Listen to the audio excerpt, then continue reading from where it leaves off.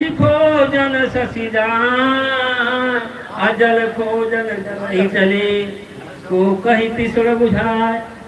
अभी आप लोग सत्संग सुनिए। स्वामी जी मंच पर मंचासीन होने जा रहे हैं। इन्हीं शब्दों के साथ मैं अपनी वाणी को विराम दे रहा हूँ। साहेब बंदगी सपना।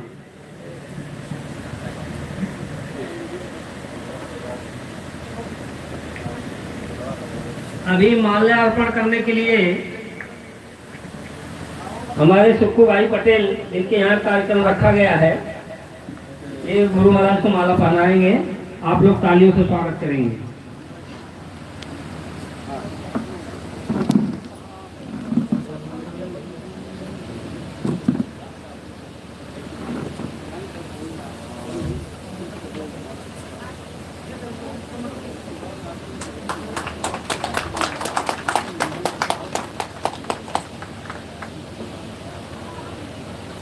अभी इसके बाद मालचंद भाई माल्यार्पण करेंगे।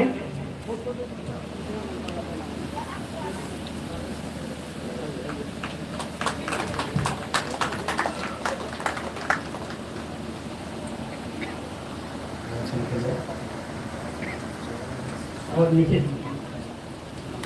साहेब बंदगी सतनाम। अभी हमारे अवधेश भाई ये माल्यार्पण करेंगे।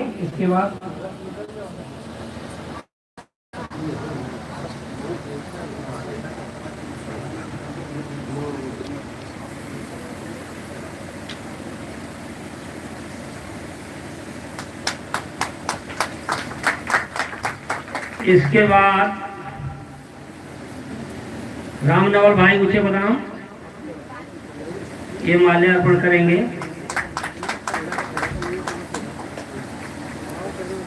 लास्ट में लालचंद अच्छा है, हाँ लालचंद भाई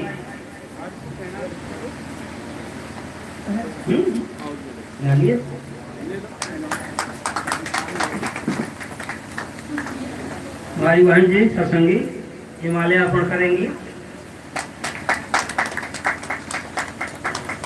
और इसके बाद प्रेम प्रकाश भाई मर्यादपुर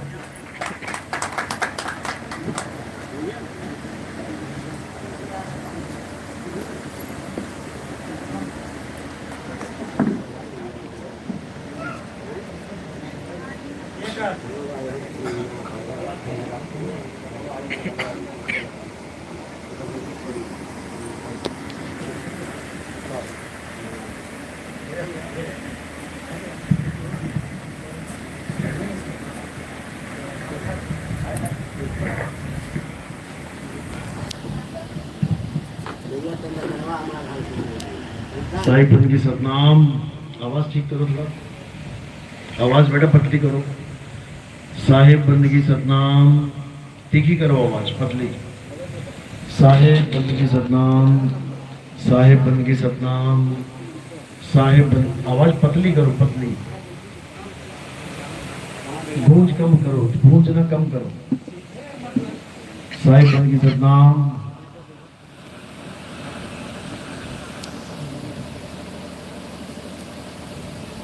साहिब बंदगी सतनाम।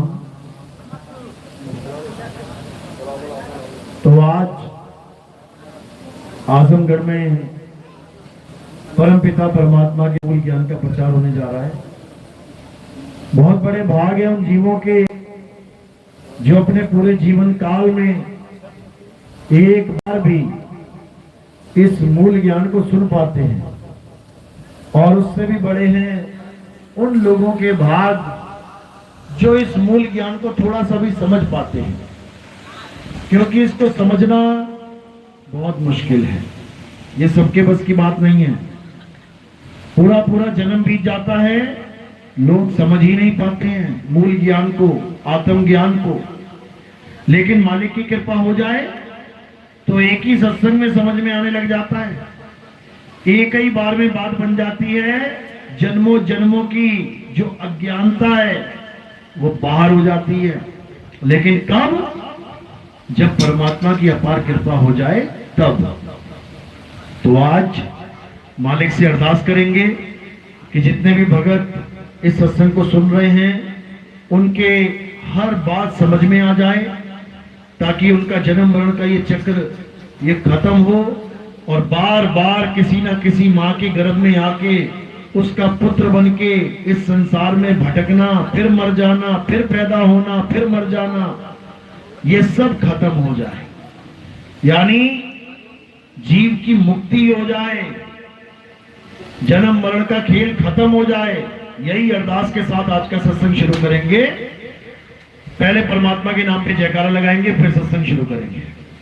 बोलिए परमपिता परमात्मा की, सदगुरु बंदी छोड़ कबीर साहेब की, सभी संतों की, संतों की, सदगुरु मदनपति साहेब की, दीवान जौहरपति साहेब की, सदगुरु दूलमपति साहेब की, सदगुरु राम सेवक साहेब की, सदगुरु बरातपति साहेब की, कलीनापुर धाम की, सभी संतों की, सत्संग कराने वालों की, इनके गांव की संगत की, सभी संतों की, आज के आनंद की। साहेब बंदगी सतनाम। तो मालिक हमेशा यही कहते आए कि इससे पहले कि ये जीवन खत्म हो जाए, तुम अपने असली कर्तव्य को पहचान लो। इससे पहले कि ये शरीर काया नष्ट हो जाए, उससे पहले पहले तुम अपने असली लक्ष्य को पहचान लो कि तुम करने क्या आए थे और क्या करते करते जीवन बिता दिया। क्या तुम यहां पत्थर पूजा करने आए थे? क्या तुम यहां नदियों की पूजा करने आए थे? क्या तुम यहां पहाड़ों की पूजा करने आए थे? या तुम यहां पर 84 कोस की यात्राएं करने आए थे? क्या करने आए थे? हमें यही नहीं पता कि आखिर इस इंसान जन्म का मकसद क्या है, कारण क्या है। तो आज उस कारण को जानेंगे। तो आज उस कारण को जानेंगे जिसको जान के हर प्रकार के रोग का निवारण हो जाएगा।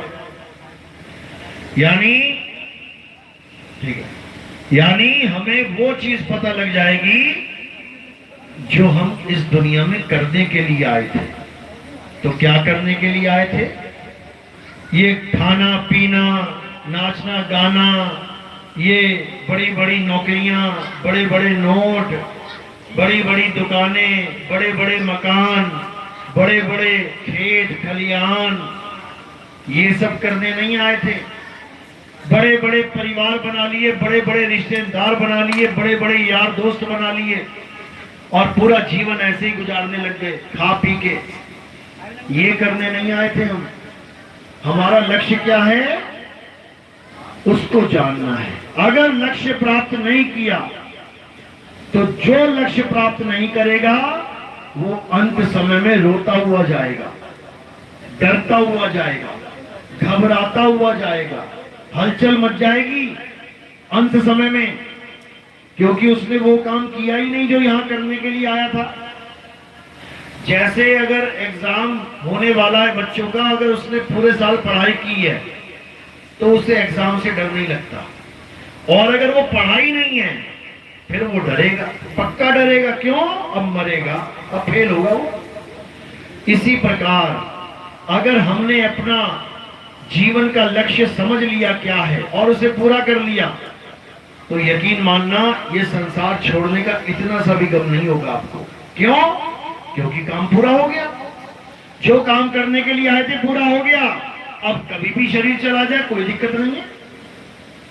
तो वो कार्य क्या है उसको समझना है। तो क्या है वो कार्य? वो है अपने असली स्वरूप को पहचानना, अपनी आत्मा को पहचानना। अपने यथार्थ स्वरूप को पहचानना है हमारे जीवन का लक्ष्य, ना कि भगवानों के नाम पूजा पाठ करना, हवन यज्ञ करना, सरस्वती में स्नान करना, किसी पहाड़ों की परिक्रमा करना, वेद पुराण पढ़ना, नमाजें पढ़ना, या गुरुद्वारे जाके वाहिगुरु वाहिगुरु करना, या कहीं ईसाइयों के पास जाके चर्च में प्रेयर करना, ये सब नहीं है। ये सब कर्म कांड में आता है। ये कर्म कांड है। हमें क्या चाहिए? आत्मज्ञान। कर्म कांड नहीं, आत्मज्ञान। क्या समझा रहे हैं कबीर साहब? जल में मीन प्यासी, मोहे देखते आवे हासी, आत्मज्ञान बिना नर भटके, कभी काबा कभी काशी। कहते हैं आत्मज्ञान बिना नर भटके, मंत्र ज्ञान बिना नहीं कि किसी गुरु ने 5 मंत्र पकड़ा दिए, किसी ने 7 पकड़ा दिए, किसी ने 10 पकड़ा दिए और तुम पागलों की तरह मंत्र जपने में लग गए। ये मंत्र जपना हमारे जीवन का उद्देश्य नहीं है। ये पूजा पाठ करना हमारे जीवन का उद्देश्य नहीं है। हमारे जीवन का एकमात्र उद्देश्य क्या है? अपने स्वरूप को जानना, सतनाम को जानना। सतनाम हमारा ही स्वरूप है। सतनाम हमारा असली नाम है। एक नकली नाम भी है हमारा। नकली नाम क्या है? जो हमें किसी माँ बाप ने, किसी चाचा चाची ने, दादा दादी ने, भाई बहन ने, रिश्तेदारों ने दे दिया है। कोई सुरेंद्र, कोई महेंद्र, कोई सुनीत, कोई विनीत, कोई कमला, कोई विमला, कोई पुष्पा, कोई रानी। ये सब नाम किसने दिए हैं? ये सब रिश्तेदारों ने दिए हैं। नकली नाम, नकली है ये। क्यों? क्योंकि 52 अक्षरों के द्वारा बनते हैं। आ आ ई ई उ ऊ का खा गा चा छा जा, इनसे बनते हैं। इसलिए ये नकली नाम है। कृत्रिम नाम। कथे तेरे जीवा, सत्य नाम तेरा परा पुरबला। कहते हैं हे परमात्मा, तेरे नकली नाम यानी कृत्रिम नाम तो जीव से जपे जाते हैं। जैसे पानी, पानी का फार्मूला क्या है? H2O, हाइड्रोजन के 2 अणु और ऑक्सीजन का 1। जब ये तीनों मिल जाएंगे तो क्या हो जाएगा? एक तरल पदार्थ बन जाएगा। वैसे ये क्या है? गैस है। हाइड्रोजन एक गैस है, ऑक्सीजन एक गैस है। जब हाइड्रोजन के 2 अणु और ऑक्सीजन का 1 अणु मिल गया, वही गैस पानी में बदल जाएगी, वो पानी बन जाएगा। अब ये तो हो गया असली पानी जिससे प्यास बुझ जाती है। अब एक नकली पानी भी है। नकली पानी देखा कभी? असली पानी तो तालाब में, नदी में, घड़े में, बोतलों में मिल जाता है। नकली पानी कहाँ मिलता है? पिया किसे है नकली पानी कभी? नकली पानी क्या है? पानी के नाम देखने में एक से लगेंगे।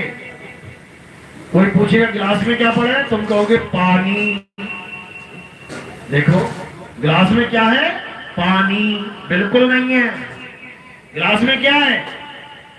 हाइड्रोजन और ऑक्सीजन, H2O, ये है गिलास में। और तुमने उसका नाम क्या रख दिया? 2 गैसों के मिश्रण का पानी।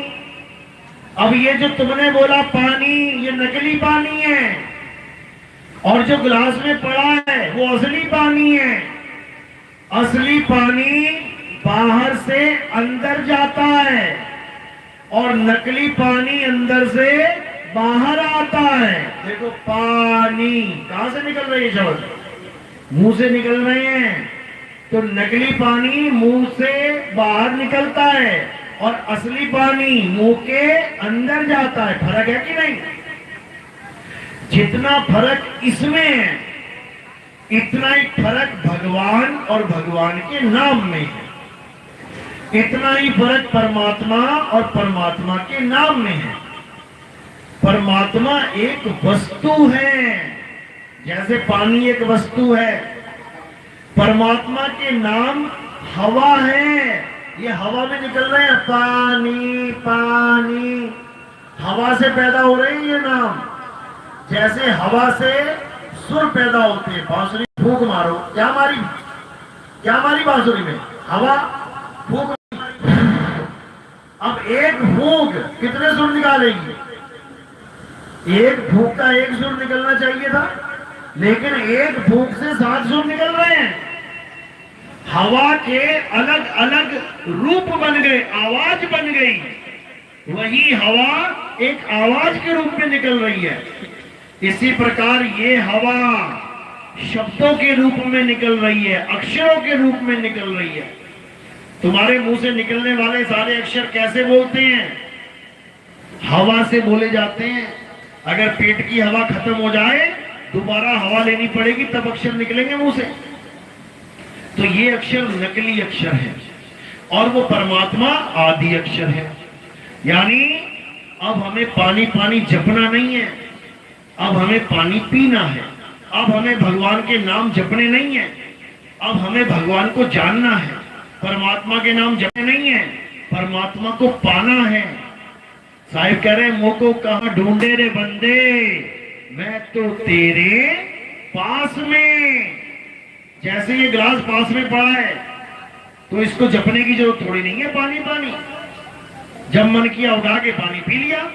इसी प्रकार परमात्मा हमारे बिल्कुल पास है, उसको जपने का मतलब ही नहीं है, उसको खोजना है। कैसे खोजेंगे?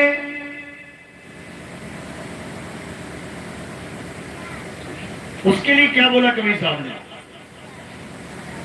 कैसे खोजेंगे? जब हमें कोई भेदी गुरु भेद बताएगा कि ढूंढना कहां है।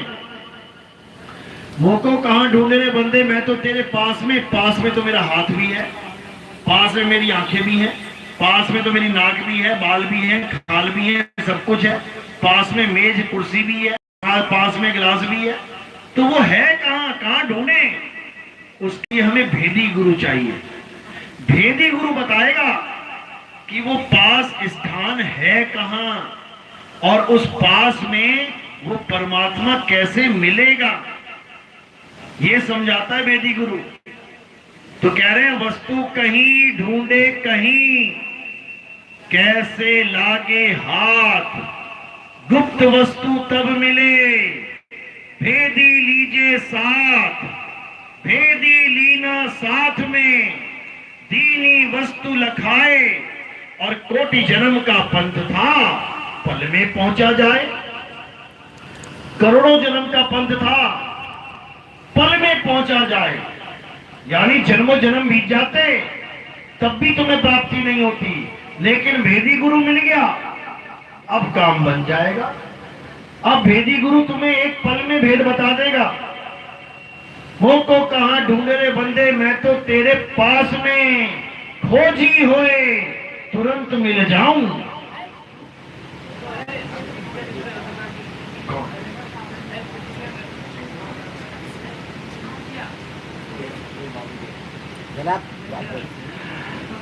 तो कह रहे हैं,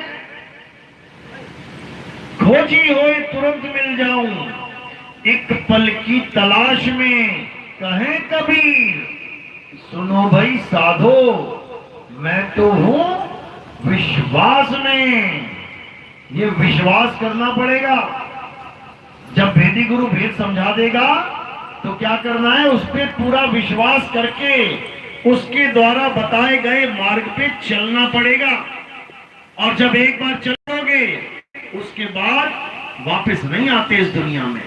फिर तुम्हें एक ऐसी चाल मिल जाएगी जिससे तुम अपने मालिक के पास पहुंच जाओगे। और उस चाल का नाम क्या है? विहंगम चाल। शब्द विहंगम चाल हमारी, कहे कबीर सतगुर दई तारी, खुले कपाट शब्द झनकारी, पिंड यंड के पार सो देश हमारा है। ये हमारा देश नहीं है जहां हम रहते हैं। ये तुम्हें लग रहा है कि हमारा देश है, यहाँ एक पल का भरोसा नहीं है कब क्या हो जाए। चलती चलती गाड़ी पलट जाए, चलती चलती ट्रेन में आग लग जाए, उड़ता उड़ता हवाई जहाज नीचे गिर जाए, समुद्र में जहाज डूब जाए, तुम्हारे घर में आग लग जाए, अभी भूकंप आ जाए, सुनामी आ जाए, अभी जलजले आ जाए, धरती फट जाए, लावा निकल जाए, भूकंप आ जाए, कुछ भी हो सकता है, कुछ भी। क्यों? क्योंकि ये हमारे परमात्मा का देश नहीं है। अगर ये हमारे परमात्मा का देश होता तो अगर ये चीजें हो रही होती तो ये रोक दी जाती परमात्मा के द्वारा। तुम्हारे घर में आग लगी है, परमात्मा उसी वक्त आग बुझा देता कि मेरे बच्चे जल जाएंगे, लेकिन किसके घर में बुझ रही है भाई? पूरा पूरा घर तबाह हो जा रहा है, बच्चे सड़ जा रहे हैं, मर जा रहे हैं, जल जा रहे हैं, परमात्मा को इससे कोई फर्क नहीं पड़ रहा। चलते चलते प्लेन, अभी अहमदाबाद में प्लेन गिरा, उड़ता उड़ता प्लेन बम में तब्दील हो जा रहा है, आग ही आग लग जा रही है, लोग मर जा रहे हैं, परमात्मा को इससे कोई फर्क नहीं पड़ रहा, क्योंकि उसके बच्चे यहाँ जलने के लिए तो आए हैं, मरने के लिए तो आए हैं। आप लोग क्यों आए दुनिया में? पैदा क्यों होते हैं? मरने के लिए। बता दे कोई नहीं मरना तो। यहां सारे परमात्मा के बच्चे मरने के लिए पैदा होते हैं। बीच में अपने अपने सपने भूल लेते हैं, मैं डॉक्टर बनूंगा, मैं इंजीनियर बनूंगा, मैं ये करूंगा, मैं वो करूंगा, और वो कर भी नहीं पाते हैं। कुछ कर भी लेते हैं और कुछ बीच में ही निकल जाते हैं। जो कर लेते हैं वो करने के बाद निकल जाते हैं। मरना तो सबने है, लेकिन हम आए किस देश से हैं? हम उस देश से आए हैं जहां कभी मौत होती नहीं है। हम अमर थे, जिस देश में हम रहते थे वो अमर देश है, अमर लोक है, उसमें हम रहते थे। और अब कहां आ गए? मृत्यु लोक में। पहले कहां थे? अमर लोक में। अब कहां आ गए? मृत्यु लोक में। पहले हमारा कभी जन्म मरण नहीं हुआ, यहां पर जन्म मरण छूट नहीं रहा है। तो अब करना क्या है? अब वापस अमर लोक चलना है। अब अमर लोक कहां है? पहले ये जानना पड़ेगा। अमर लोक क्या है ये जानना पड़ेगा। संतों की वाणियों में अमर लोक किसे बोला है ये समझना पड़ेगा। आप कबीर सागर पढ़ेंगे, उसमें क्या लिखा हुआ है? लोक अलोक शब्द है भाई, जिन जाना तिन संशय जाई। यानी हम कहां रहते थे पहले? हम शब्द में रहते थे। शब्द से ही जुदा होके हम देह में आ गए। तो हमारे पास दो ठिकाने हैं, या तो शब्द या फिर देह। शब्द यानी अखंड परमात्मा, देह यानी खंडित पांच तत्वों की देही नकली माल। दो ही चीजें रहने के लिए। अभी हम कहाँ रह रहे हैं? हम पांच तत्वों में रह रहे हैं। ये पांच तत्वों का शरीर, इसमें रह रहे हैं। किस रूप में? जीव रूप में। और जब हम शब्द में समा जाएंगे तो हम पीव रूप में रहेंगे। वहां पे वहां जीव वाला खेल ही खत्म हो जाएगा। तो साहिब क्या समझा रहे हैं? हम हैं शब्द शब्द हम माही, हमसे भिन्न और कछु नाही। शब्द न भिन्न से देही, कहे कबीर हम शब्द से नहीं। कहते शब्द न भिन्न से, यानी वो असली घर वो कभी भिनसेगा नहीं। तुम्हारा सत्य स्वरूप कभी भिनसेगा नहीं। और जो तुम्हारी सूरत में नकली स्वरूप पकड़ लिया है ये कभी रहेगा नहीं। यानी तुम्हारा असली स्वरूप वो शुद्ध चैतन्य आत्म स्वरूप वो शब्द है। और ये जो तुमने देह में वास कर लिया है ये देही है। शब्द न भिन से देही, कहे कबीर हम शब्द से नहीं। अब क्या करना है? अब अपनी देह से अपने ध्यान को निकालना है। अपनी इस नाशवान देह से अपने ध्यान को निकालना है। और कहां लगाना है? शब्द में।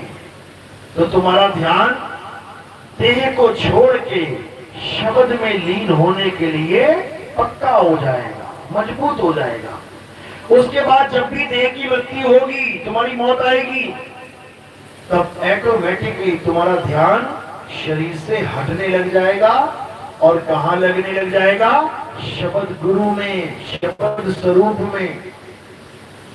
और एक बार अगर शब्द स्वरूप मिल गया तुम्हें, एक बार तुम्हें अपना सत्य स्वरूप पता लग गया, उसके बाद ये जीवन में कभी मौत नहीं आएगी। मौत नाम खत्म हो जाएगा जीवन से कि मर जाऊंगा, कभी नहीं मरोगे। कबीर साहब कहते हैं, अमर करूं सतलोक पठाऊं, ताते बंदी छोड़ कहाऊं।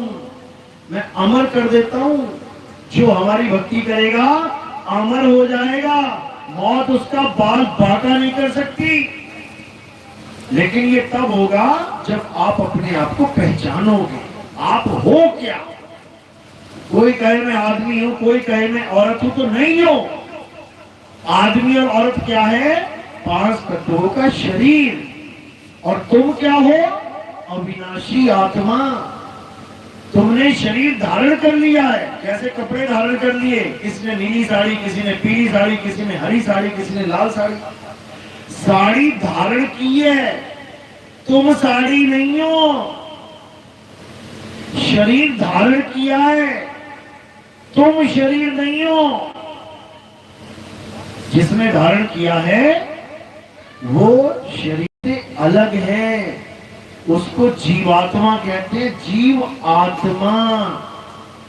इस जीवात्मा ने शरीर रूपी कपड़े धारण कर लिए हैं, अपने सत्य स्वरूप यानी परमात्मा को भूली बैठी है, तो अपने आप को शरीर मान बैठी। अब अपने आप को शरीर मान लिया तो इसको परमात्मा भी शरीर जैसा ही चाहिए। आदमी औरत मान लिया अपने आप को, अब भगवान भी इसको आदमी और औरत ही चाहिए। ये मंदिरों में किसकी फोटो लगी है? आदमी और औरत की। राम जी की आदमी, सीता जी की औरत, कृष्ण जी की आदमी, राधा जी की औरत, शंकर जी की आदमी, पार्वती जी की औरत, शेरावाली माता औरत, शनिदेव आदमी, हनुमान जी आदमी, लक्ष्मी आदमी। आदमी और औरत की पूजा चल रही है चारों तरफ, समझ लो। और पूजा कर कौन रहा है? आदमी और औरत की।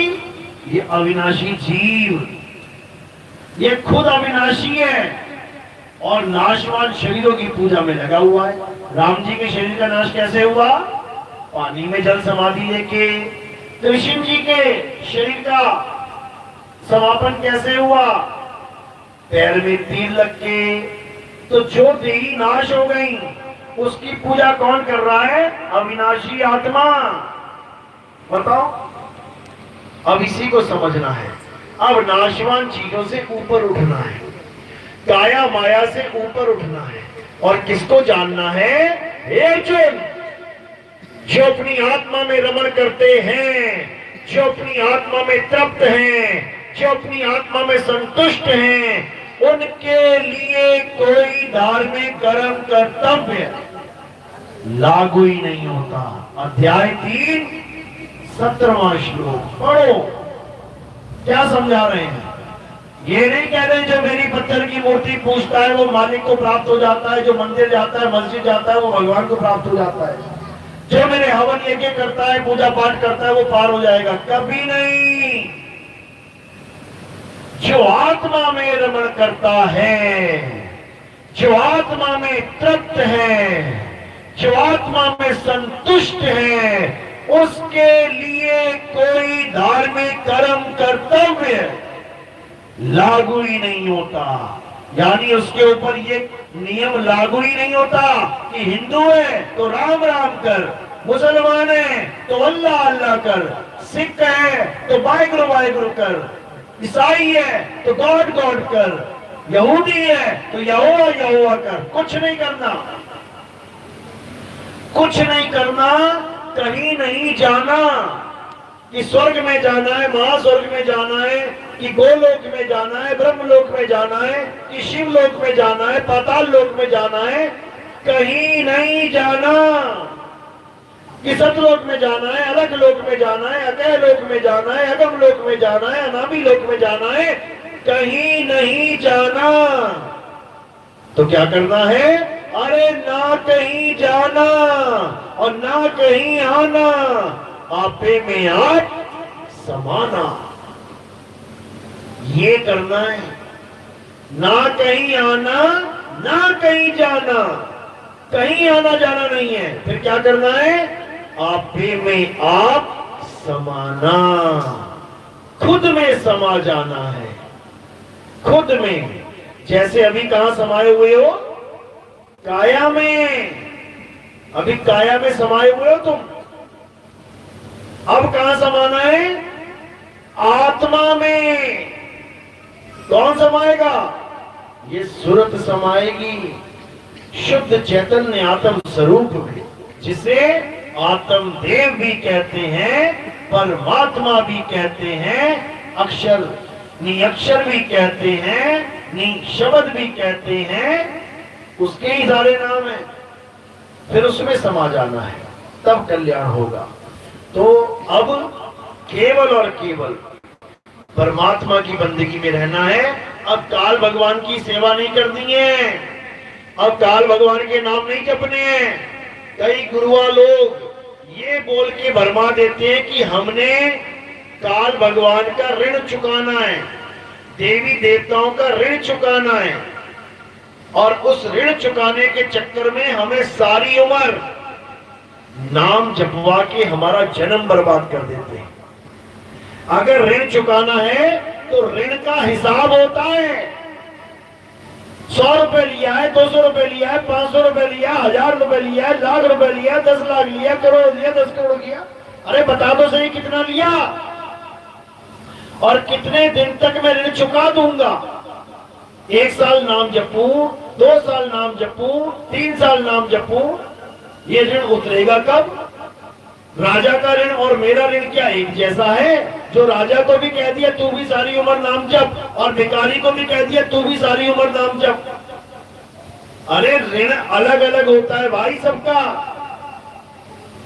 अमीर आदमी जब ऋण लेता है तो करोड़ों में लेता है, गरीब आदमी जब ऋण लेता है सैकड़ों में लेता है, और बीच का मीडियम आदमी जब लेता है तो लाखों में लेता है। 8 लाख ले लिया, 10 लाख ले लिया, 20 लाख ले लिया धंधा करने के लिए। गरीब ऋण लेता है तो 4000 ले लिया, 5000 ले लिया, और जब करोड़पति लेता है तो 200 करोड़ का ऋण, 500 करोड़ का ऋण, 1000 करोड़ का ऋण, ऐसे चलते हैं। फिर उसके बाद ऋण नहीं चुका पाते तो देश छोड़ के भाग जाते हैं। कभी गरीब आदमी देखा भागता हुआ देश छोड़ के, क्योंकि वो ऋण ही उतना लेता है 5000, 10000, 20000। क्या भागेगा वो? जिसने 100 करोड़, 1000 करोड़ रखे हैं लेके, वो भागेगा।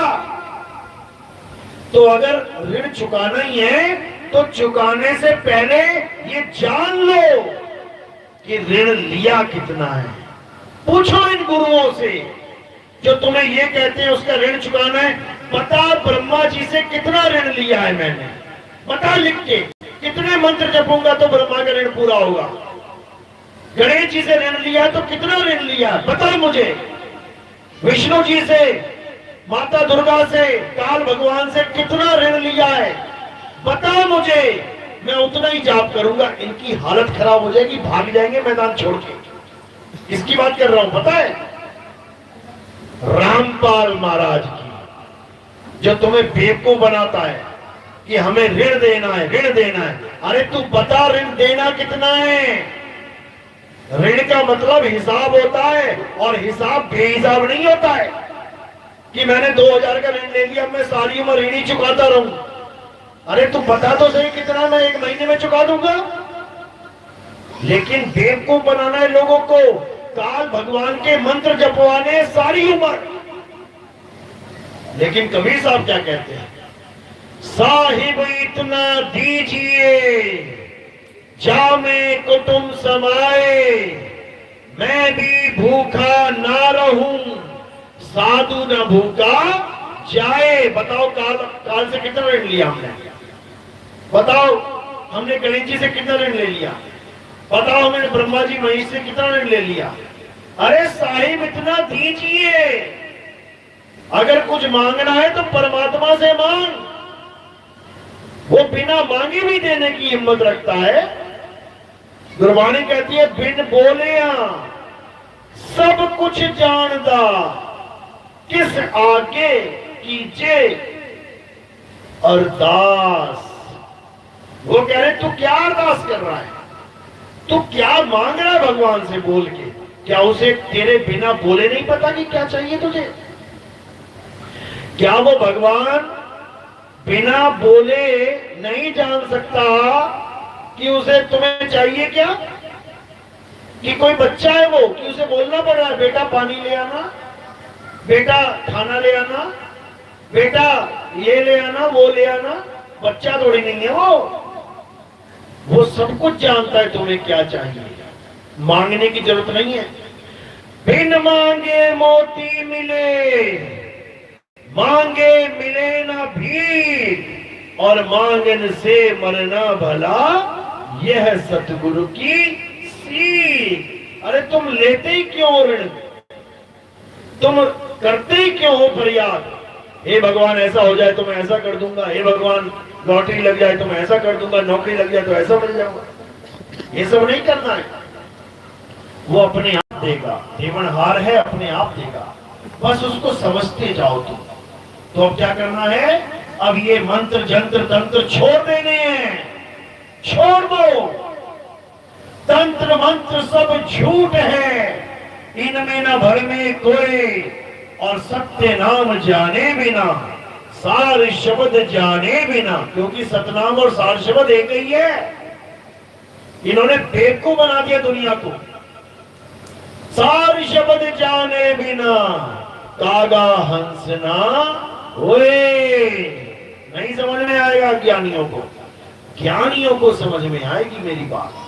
तो कबीर साहब पढ़ेंगे, कबीर सागर पढ़ेंगे तो कबीर साहब क्या बोलते हैं? सत्य नाम है सार, बूझो संत विवेक करी, उतरो भव जल पार। सतगुरु का उपदेश यही कि इस दुनिया में सार क्या है? वो सार शब्द क्या है? सत्य नाम ही सार है। सत्य नाम कोई मंत्र नहीं है कि ओम सोहम ओम सोहम ओम सोहम जपू में, बिल्कुल नहीं।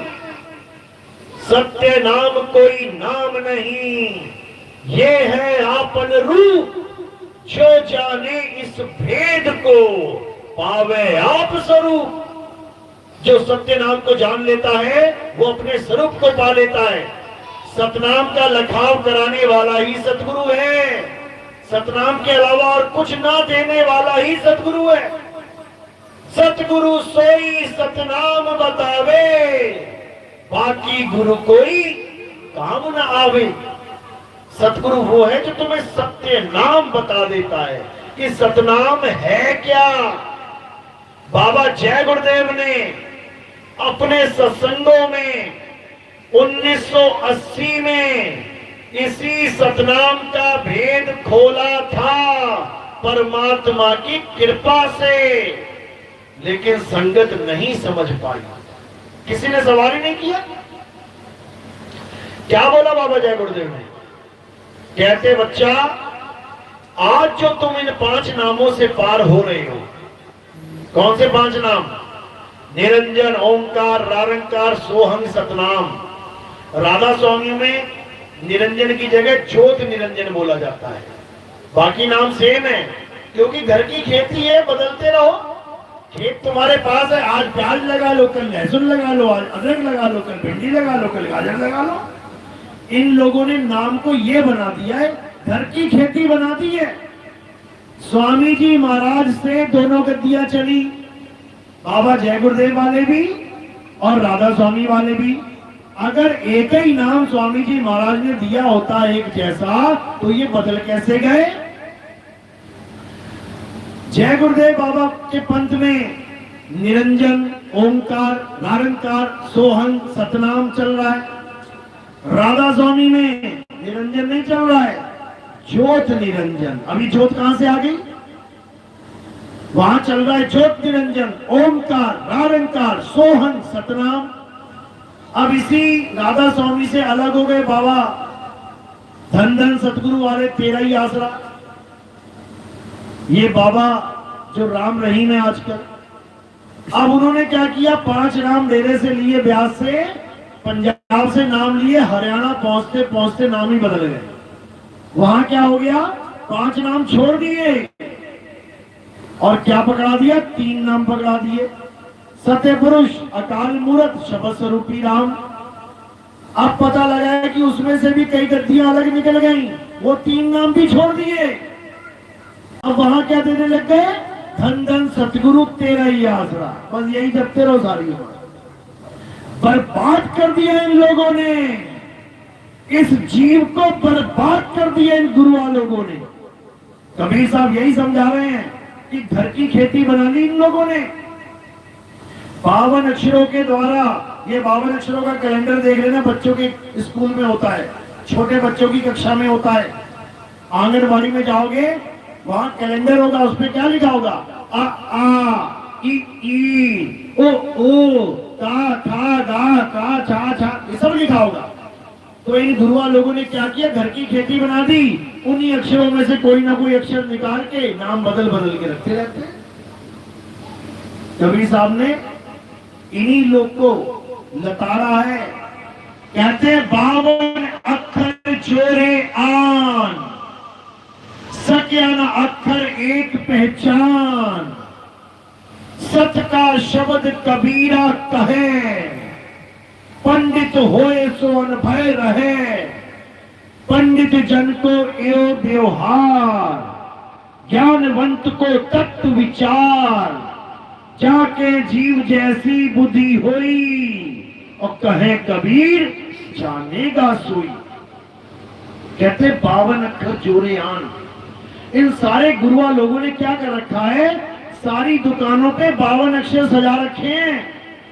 मेरे गुरुजी के पास आ जाओ, वो सच्चा नाम देते हैं। अच्छा, चल पड़े वहां पे, क्या दे दिया, राम राम राम, 2 अक्षर दे दिए, राम, आका डंडा लगा दिया।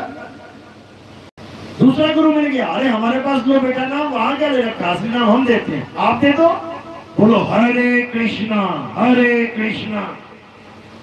अब रा और मां बदल दिया, ये अक्षर छोड़ दिए, अब कौन से पकड़ दिए, हा रा, एक ही मात्रा, का रा श न, आका डंडा। अक्षर छोड़ दिए, अक्षर ही पकड़ लिए। फिर अगला गुरु मिल गया, अरे हरे कृष्णा नहीं करना है, असली नाम कुछ और है। अच्छा, वो क्या है, सोहंग है। अब ये वाले अक्षर छोड़ दिए, अब कौन से पकड़ दिए, सा ओ हंग, अब ये अक्षर पकड़ दिए। फिर कोई गुरु मिल गया, अरे ये अक्षर झूठे हैं, तो असली कौन सा है, असली है सत सुकृत अविगत कबीर, ओम ओम ओम ओम कलिंग कलिंग कलिंग कलिंग हरि। बताओ, अब वो अक्षर छोड़ दिए और ये अक्षर पकड़ के बैठ गया, यानी जहर छोड़ के जहर ही खाता जा रहा है। जहर छोड़ता है, जहर ही पकड़ लेता है, अक्षर छोड़ता है, अक्षर ही पकड़ लेता है।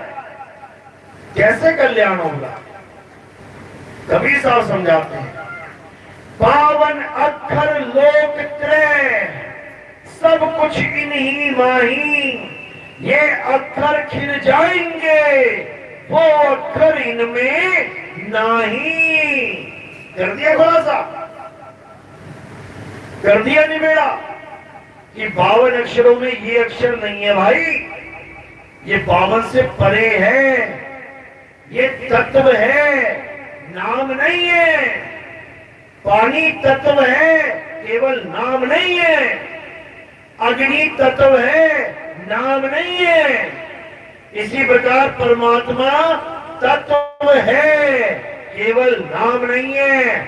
इसी प्रकार ज्ञान तत्व है, तत्व ज्ञान चाहिए, नाम नहीं। ये नाम जप के काम बन जाएगा, नहीं बनेगा। तो कबीर साहब नाम का खंडन करते हैं, जपने वाले नाम का, और कबीर साहब नाम की महिमा गाते हैं, तत्व नाम की। असली आत्म देव के नाम की। तो कह रहे तुमसे कहूं मैं नाम विचारी, ना वो ज्योत ना पुरुष ना नारी। मैं उस तत्व की बात कर रहा हूं जो नारी और नर नहीं है, शरीर नहीं है। क्या है? आत्म देव है, आत्म तत्व है। उसी तत्व को परम तत्व कहते हैं। बाकी सब तत्व नाशवान है। अविनाशी कौन सा तत्व है? आत्मा अविनाशी है। हे अर्जुन, आत्मा को ना तो कोई शस्त्र काट सकता है, आत्मा को ना तो अग्नि जला सकती है, आत्मा को तो ना वायु सुखा सकती है, आत्मा को ना जल भिगो सकता है। तो यही है असली परम तत्व। लेकिन आत्म ज्ञानी गुरु ना मिलने के कारण हमें मंत्रों वाला गुरु मिल जाता है, जपी गुरु मिल जाता है, तपी गुरु मिल जाता है। हमें सच्चा गुरु नहीं मिल पाता क्योंकि हमें सच्चे गुरु का भेद ही नहीं पता। कौन है सतगुरु, कौन है सच्चा गुरु, पूरा गुरु क्या होता है? सोई गुरु पूरा कहावे, जो दो अक्षर का भेद बतावे, एक छुड़ावे एक लखावे, तब प्राणी निज घर को जावे। एक छुड़ावे यानी राम को पाना है तो राम राम राम राम राम जपना छोड़ दे। अल्लाह को पाना है तो अल्लाहू अल्लाहू अल्लाहू जपना छोड़ दे। वाहिगुरु को पाना है तो वाहिगुरु वाहिगुरु वाहिगुरु वाहिगुरु जपना छोड़ दे। गॉड को पाना है तो ये गॉड गॉड जपना छोड़ दे। तो करना क्या है? हे अर्जुन, जो अपनी आत्मा को जान लेते हैं, जो अपनी आत्मा को पहचान लेते हैं, वो मुझे प्राप्त कर लेते हैं। वो तत्व ज्ञानी संत, उनमें और मुझ में कोई भेद नहीं रह जाता। जो तू सो हम हो जाते हैं। ये तब होता है जब आपके जीवन में कोई भेदी गुरु आता है, जब आपके जीवन में कोई तत्वदर्शी संत आता है। तो क्या बोलते हैं गीता में अध्याय 4 34वां श्लोक? हे अर्जुन, अगर तुम सत्य को प्राप्त करना चाहते हो तो तुम ऐसे तत्वदर्शी संत की शरण में जाओ जो तुम्हें तत्वों का ज्ञान कराए, मंत्रों का नहीं। जो तुम्हें तत्व ज्ञानी बना दे, मंत्र ज्ञानी नहीं। जो तुम्हें तत्वों का भेद समझा दे कि असली तत्व क्या है, नकली तत्व क्या है, अखंड तत्व क्या है और खंडित तत्व क्या है, सत्य तत्व क्या है, असत्य तत्व क्या है। और फिर क्या करेगा? एक छुड़ाए, ये नकली माल छुड़वा देगा। एक लखाए, असली आत्मदेव को लखा देगा। तब प्राणी निज घर को जाए। तब पहुंचोगे अपने घर, नहीं तो यहीं धक्के खाओगे जन्म मरण में। यहीं आजमगढ़ में जम मरे मरे फिर जम्मे, यहीं पे हालत खराब होती रहेगी। क्यों? जिससे कुछ लिया है उसको देने के लिए यहीं आना पड़ेगा। ये लेना देना चलता रहेगा। किसी का माल खा के मरोगे तो बैल बन के आओगे, मारेगा लाठी अलग और काम से पैसा वसूली अलग करेगा। किसी का माल खाओगे घोड़ा बन के आ जाओगे, लाद देगा घोड़ा गाड़ी में, मार मार के चाबुक सारी उम्र पैसे कमाएगा, पूरे पैसे लेगा अपने। जितने तुम मार के गए थे ना, जितना तुम उसका गबन करके गए थे, सारा निकलवा लेगा, चीखे निकलवा के निकलवाया साहब। रोते भी फिरोगे और धोते भी फिरोगे, समझ लो। तो क्या करना है अब सत्य को जानना है। सत्य एक है, परमात्मा ही सत्य है और वो सत्य कहीं दूर नहीं है, आप में भी है, हम में भी है, सब में है। सब में सब घट मेरा साइया, सुनी सेज न कोई, बलिहारी व घट की जिस घट पर घट होए। बलिहार जाते हैं उस घट के जहां वो मालिक प्रकट हो जाता है। और तब प्रकट होता है जब आत्म ज्ञान हो जाता है, जब लगना चीनोगे आत्म, तब लगना मिली है परमात्म। आत्म चीने परमात्म चीने, संत कहावे सोए, और यह वेद काया से न्यारा, पूछे बिरला कोई। ये काया माया का खेल नहीं है वहां पे, ये काया वाया नहीं मिलेगी वहां पे। वहां केवल और केवल आत्म स्वरूप होगा, अजर अमर लोक। इसीलिए कहा जाता है उसे, क्योंकि शरीरों का कोई काम ही नहीं है, वहां मृत्यु है ही नहीं। इसीलिए कह रहे हैं अमर करूं सतलोक पठाऊं, अमर हो जाओगे जाके। क्योंकि मरता शरीर है, हम नहीं। वहां शरीर होगा ही नहीं, ना आकार और ना निराकार। अरे सरगुण निर्गुण दोनों से न्यारा, जानेगा कोई जानन हारा। समझो इसको। चलो, तो आज का सत्संग यही समाप्त करते हैं। मेरी बात किसके समझ में आई? हाथ खड़ा करो जरा। किसके समझ में आई? बहुत अच्छी बात है, पूरा आजमगढ़ जाग गया। अभी थोड़े दिनों बाद कोई त्योहार आ जाएगा माता का, दुर्गा का और राम जी का, तो मंदिर में खड़े मिलोगे आरतियां लेके, भूल जाओगे कौन सी आत्मा कैसी आत्मा। निखिल दास क्या बता रहा था, भूलना नहीं है।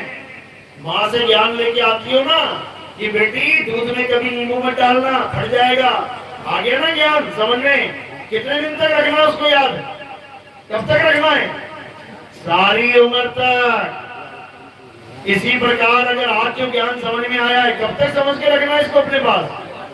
सारी उम्र तक। ये नहीं कि सत्संग था तो आत्मा आत्मा और चले गए तो पत्थर पत्थर। ये आत्मा से पत्थर में ट्रांसफर मत हो जाना।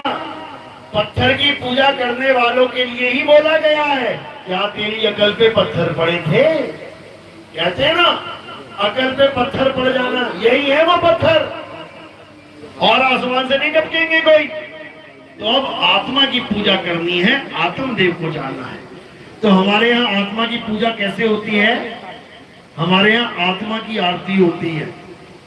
आत्मा की आरती वो कैसे होती है? क्योंकि शरीर में आत्मा विराजमान है। ये जो ज्ञान आप ले रहे हैं, ये आपको आत्मा ही दे रही है। उसी आत्मा को हम गुरु कहते हैं, शरीर को हम गुरु नहीं कहते। हम अविनाशी आत्मा को गुरु कहते हैं। तो आप अविनाशी आत्मा की आरती कैसे करते हैं? थोड़े से फूल लेने आपने, मेरे सिर पे रख देने हैं। जब मेरे सिर पे रख दोगे तो क्या होगा? पैर के अंगूठे से लेकर सिर की चोटी तक ये क्या दिख रहा है? नाशवान काया। और हमने आरती किसकी करनी है? आत्मा की। तो हमने क्या किया? काया से परे इन फूलों को चढ़ा दिया। ये आत्मदेव के चरणों में समर्पित हो जाते हैं। तो फूल रखने हैं सिर के ऊपर, थाली को हाथ लगा के नमस्कार कर देना है। इसमें ज्योत जलती है। ज्योत का क्या इशारा होता है? अज्ञान से ज्ञान की तरफ चले जाना। अंधकार है अज्ञान और ज्योत है प्रकाश, ज्ञान। इसको ये नहीं सोचना है कि ये पत्थर को पूजने वाली ज्योत जलाई है हमने, बिल्कुल नहीं। ये ज्ञान रूपी ज्योत है। और अगर कोई प्रचार में सेवा करना चाहेगा, प्रचार में योगदान करना चाहेगा, तो सेवा केवल पैरों में रखनी है। क्योंकि माया का स्थान संतों के चरणों में है। चरणों की दासी है माया, उसको चरणों में रहने देना है और फूल को सिर के ऊपर रखना है। चलो, आज का सत्संग ये समाप्त करते हैं। हमारा सत्संग यूट्यूब चैनल पे आता है। चैनल का नाम सुन लो, कहत कबीर सुनो भाई साधो नितिन दास। जब ये चैनल आप डालोगे यूट्यूब में, बोलोगे तो ये आ जाएगा। या फिर आप लिख दोगे नितिन दास के सत्संग, तो आपको दुनिया भर के सत्संग मिलने शुरू हो जाएंगे। मेरे ही नाम पे होंगे, मेरी फोटो होगी उसमें, उसको सुनना शुरू करो। धीरे धीरे धीरे धीरे ऐसी जागृति हो जाएगी कि ज्ञान अज्ञान के भेद सारे खुल जाएंगे और तुम जीते जी मुक्त हो जाओगे। मरने के बाद नहीं, जीते जी मुक्ति मिल जाएगी। ये ऐसा ज्ञान है, याद रखना इस बात को। मरने के बाद किसी को मुक्ति नहीं मिली। यहाँ से रोता रोता जाता है, हाय बचा लो हाय बचा लो, तो तुम्हें क्या लग रहा है स्वर्ग में पहुंच गया? वो पहले ही अपने कर्मों से डर रहा है कि मैंने ऐसे ऐसे कर्म किए, मुझे बचा लो तो तुम्हें क्या लग रहा है स्वर्ग चला गया? लिख दिया मेरे पिता का स्वर्गवास हो गया। नरकवास किसका होता है फिर? पूरे भारत में एक भी कार्ड दिखा दो किसी के भोग का जिसपे लिखा हो मेरे पिता का नरकवास हो गया, यानी सबकी टिकट स्वर्ग की कट रही है। दुनिया भर का पाप कर रहे हैं, दुनिया भर का दारू पी के झगड़ा करके कत्ल कर दिया, गुंडई कर रहे हैं, मर रहे हैं, और लिख क्या रहे? स्वर्गवास हो गया। इतना आसान नहीं है भैया स्वर्गवास। राजा हरिश्चंद्र जैसों को स्वर्गवास होता है, समझे?